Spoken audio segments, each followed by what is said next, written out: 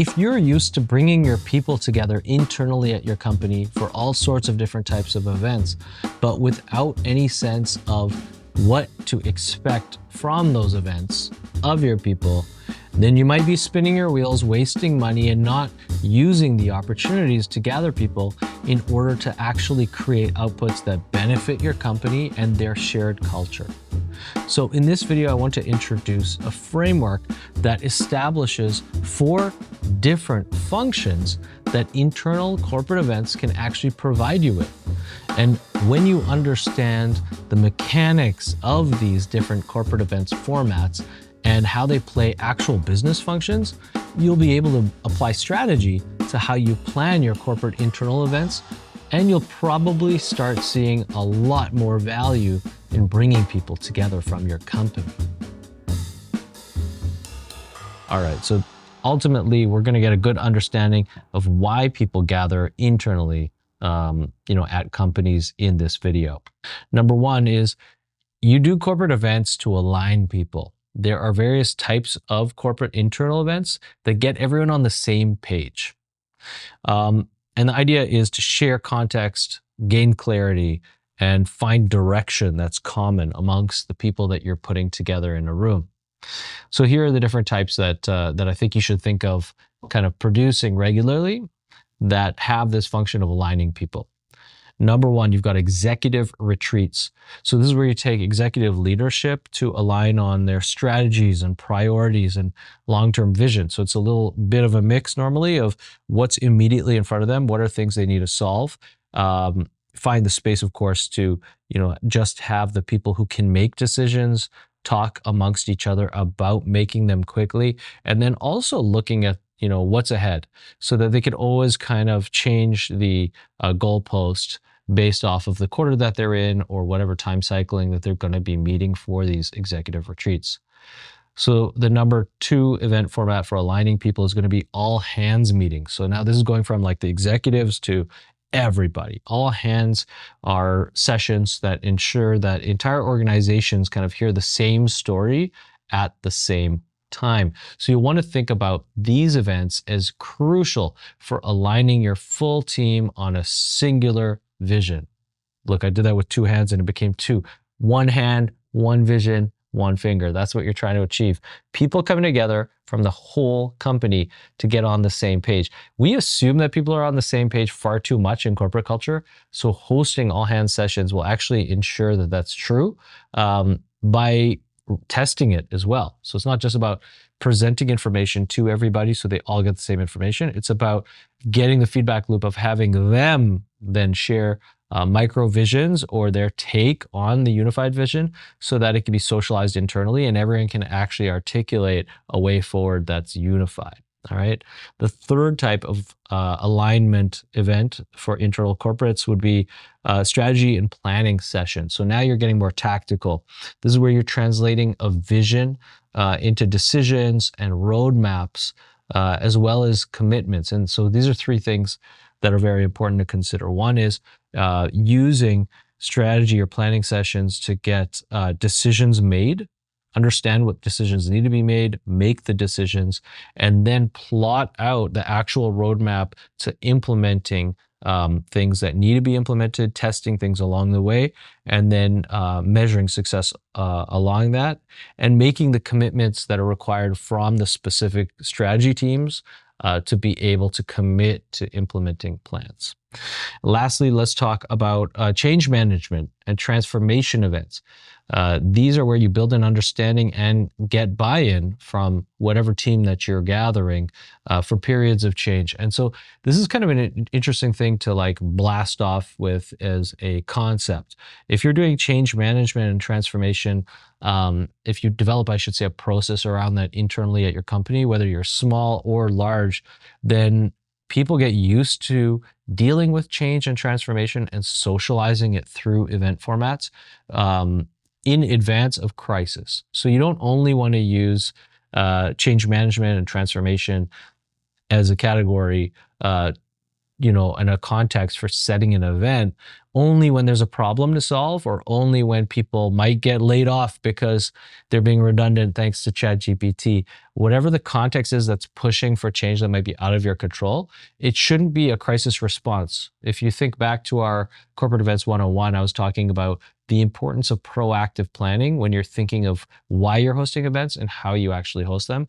Same thing goes for the content at all companies. If you're proactive and you create a culture that welcomes dialogue, it's going to make events easier, but it's also going to make them more effective. So if you're talking about change management and transformation, consider transformation as a constant desired function at a business. You always want to grow and respond to market forces, right? So if people regularly meet to be able to assess change and their responsiveness to it, that's going to be actually very beneficial for any type of company.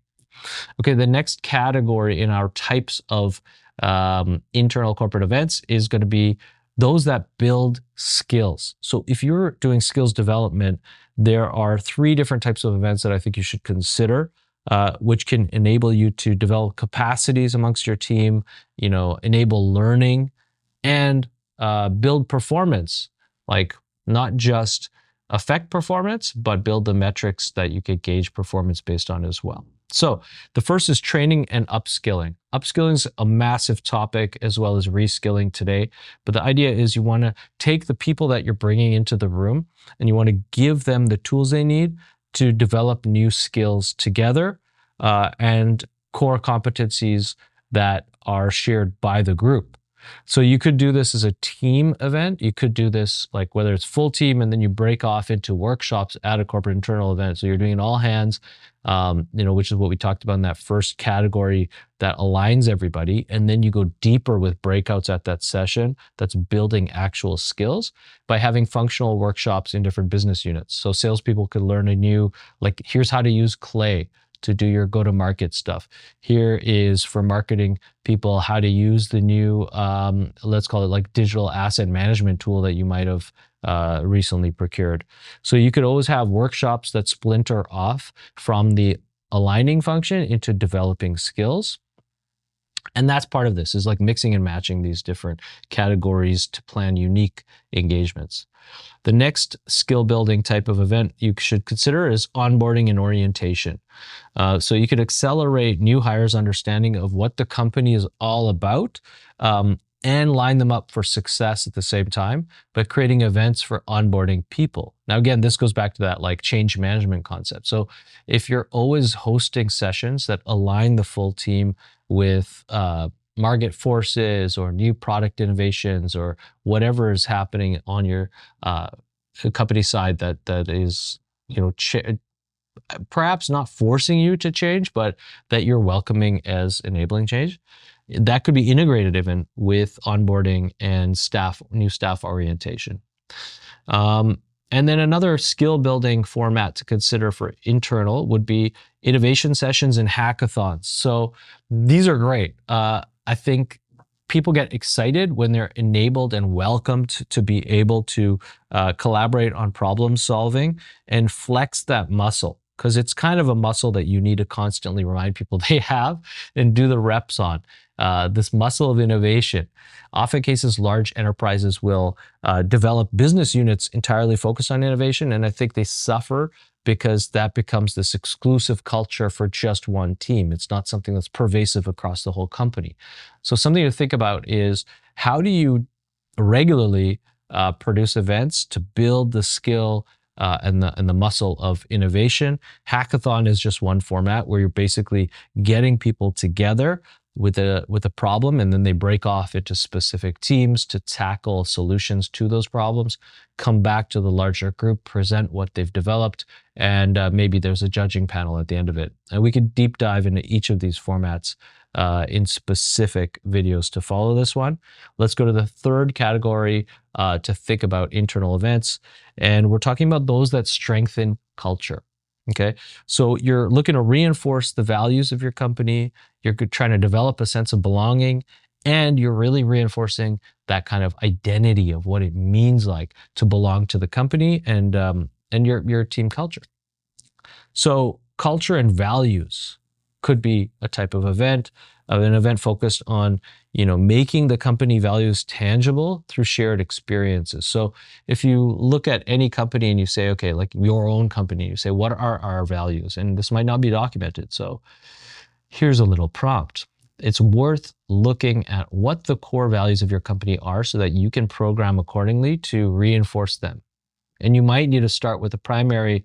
If you're a newco, if you're a startup, you might actually want to do an event entirely focused on value extraction. Like, what are the values? Let's whiteboard them. Let's flip chart this. Let's like get this out, maybe just with leadership to then drill down to the all hands, or it's a workshop that you can host at an all hands, whether that's annual or quarterly or whatever.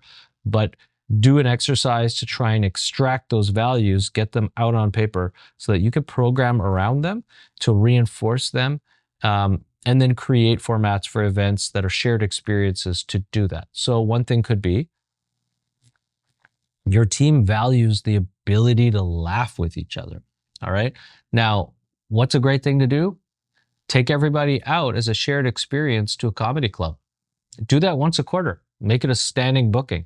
If you're a small team, this works really, really well because everyone builds an experience around it, right?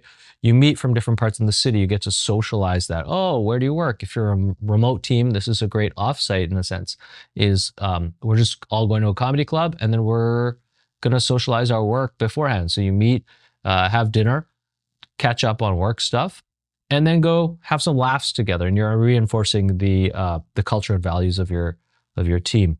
Another category to strengthen your culture at your company is recognition and celebration events. So when you're in an office context and like everyone works together in the same office every day, then things like birthdays and whatever it is, celebrations in personal lives amongst your team become things that you can easily celebrate. Like, Judy's got the cake in the kitchen, let's all go. Things just happen a bit more organically. If you're remote, you need to think of these things and plan for them. So it could be about individual contributions to the team. Like if you're an engineering team, software engineering team, it might be a celebration that, Bill posted that much code to the repository this week and he's crushing it with pushing the product development forward. Or a CS team, answered that many ticket queues or received 25 messages, and that's a new high for the team, to celebrate how successful client implementations are going. So props to the CS team because the customers are happy and we know that, so we're going to celebrate it. So in every single business unit, you can look at ways to create occasions to celebrate, and doing that regularly is going to strengthen your corporate culture.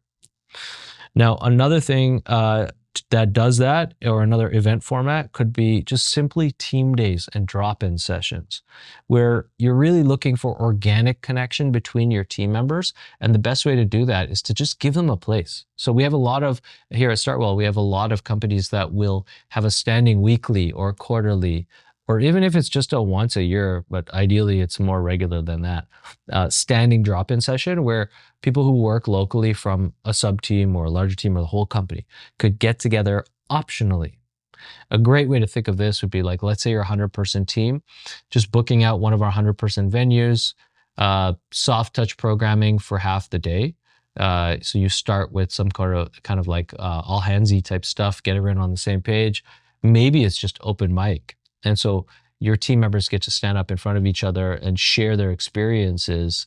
And it could be like a stand-up where they're doing wins, losses, what do they need help on, and just humanizing the role of being at the company so that everyone shares that organic culture, and anecdotes come out and people get to know each other better. And then they do focus work for the afternoon and end with a social where, again, they're coming back organically together to have some nibbles and some drinks and or do an activity that's fun, go mini golfing or something.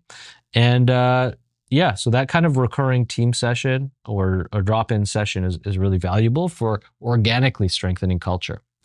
Now there's this idea of momentum as well. So really important, especially with hybrid teams, to try and get everyone on the same page, but not just to get on the same page, but then to also collectively look forward and develop some momentum that they can share in the work that they're about to achieve together. So that's basically what these types of events do. You want to energize your people and drive action That's forward. That's momentum, right? It's movement with a direction. So, or velocity with, I don't know, physics has been a while. Velocity is movement in a direction. Speed, velocity, momentum. They're all related. But the idea is speed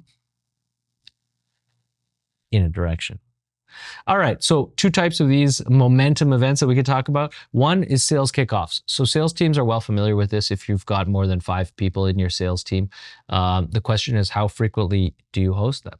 A sales kickoff focuses sales teams around goals, messaging, and execution. Okay, 3 things: goals, messaging, and execution. So you want to get everyone on the same page with what their goals for the time period that you're looking ahead is. So if you're doing a quarterly sales kickoff, it's going to be this quarter. At the beginning of the quarter, you meet everyone and they get together and they say, okay, well, these are the goals for the quarter.